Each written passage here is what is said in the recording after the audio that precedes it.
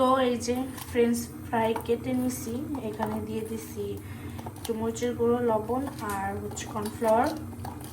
তো এখন হচ্ছে ভালো করে মেখে দিয়ে দিব চুলায়। এই যে আমার তেলটাও গরম হচ্ছে আর কি। তো এখানে হচ্ছে আমি দিয়ে দিব একটা একটা করে।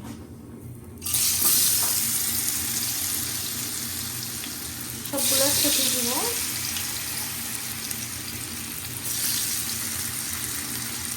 তো বাবু হচ্ছে এখন খাবে, এই জন্য হচ্ছে আলুটাকে আমি আর ভাপ দিই নাই, সরাসরি দিয়ে দিলাম।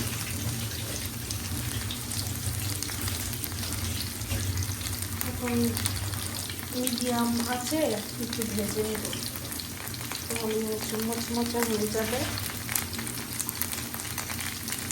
এই যে ছেলের ফ্রেঞ্চ ফ্রাই রেডি। তো দেখি তার ফ্রেঞ্চ ফ্রাই রেডি, সে এখন খাচ্ছে। কেমন লাগে বাবা ফ্রেঞ্চ ফ্রাই, কেমন লাগে? ইয়াম্মি। মামামের দিকে তাকায় বলো ইয়াম্মি।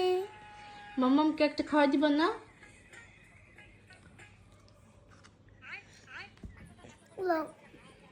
Thank you. দেখ ছেলে এখন খাচ্ছে, ছেলের শান্তি তো আমার শান্তি। ছেলের আবদার, এত রাত্রে হলেও ঠান্ডা করে দিব। আচ্ছা গাইস, আল্লাহ হাফেজ সবাইকে, শুভরাত্রি, সবাই ভালো থাকবেন। আসসালামু আলাইকুম। ছেলের ফ্রেঞ্চ ফ্রাই ঠান্ডা করে দেই।